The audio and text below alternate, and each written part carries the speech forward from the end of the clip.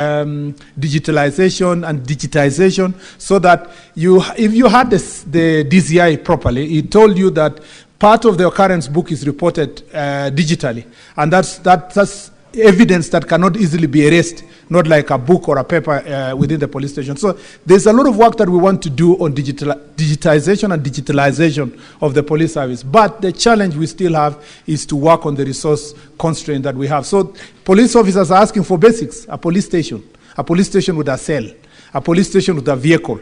At the moment, OCS is sharing a vehicle with OCPD and so forth. And all this we are working on as a ministry, and this is an area that I put a greater emphasis to see that the police officers are resourced to do their work.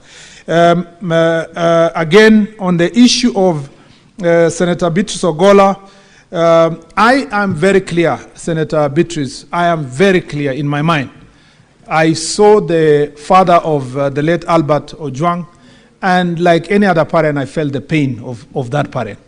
And they only give possible gift we can give them in the time that they have lost their loved one. And it's even more painful when it's the only child. Mr. Speaker, is to promise them that we will do everything we can and to ensure that justice is done, and to ensure that those who perpetrated this heinous act are put behind bars, Mr. Speaker, so that they can suffer the pain of having inflicted this grievous bodily harm, which eventually resulted in death of Albert Ojwang. Mr. Speaker, that is the little we can give. Of course, Mr. Speaker, as I said earlier, we are obligated as leaders and also citizens, and also within this leadership of this ministry, to support their family, like Senator Veronica Maynard asked earlier, so that we, in a small way, we can be able to facilitate and help them to find ways of comforting themselves. But I tell you, Mr. Speaker, there is nothing actually that can compensate the loss of a child. And therefore, Mr. Speaker, I stand with them, and I will do everything as a cabinet secretary to ensure that those who committed this act are brought to justice. Mr. Speaker, she has also asked what's the motive. I think the motive is a subject of investigation. Let's allow the investigations to go on. It will eventually reveal to us who exactly did it and why, Mr. Speaker. There are many indications, almost like the whole indications show that this is a crime that happened within the police station. Mr. Speaker, if it is confirmed that it happened within the police station, Mr. Speaker, I believe, Mr. Speaker, that those who will be found should be held accountable. But, Mr. Speaker, we must also find resources to expeditiously make our police station safe haven for those who are going there to get justice, and particularly to be brought before justice.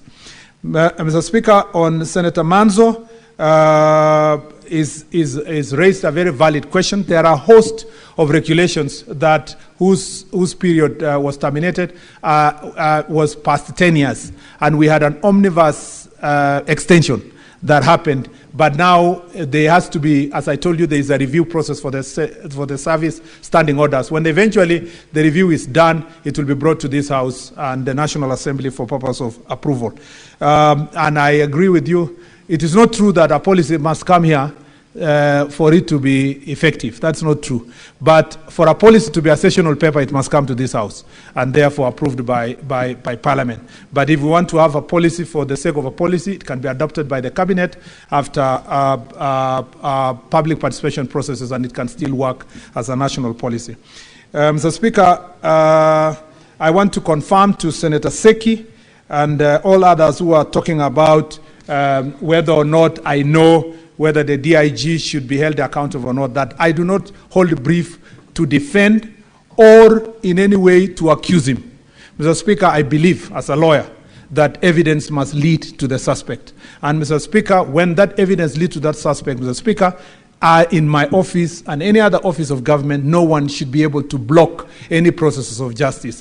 What I hope we cannot do as a nation is that we cannot sanctify a process, a very heinous act that was done by criminals, somehow maybe through even a mob justice, if I put it that way. We cannot sanitize it, Mr. Speaker, by also carrying out mob justice against the other people. We must always, if we are calling for equity, Mr. Speaker, we must come with clean hands. If we are calling for justice, we must be ready to follow the legal processes, Mr. Speaker, so that we can lead us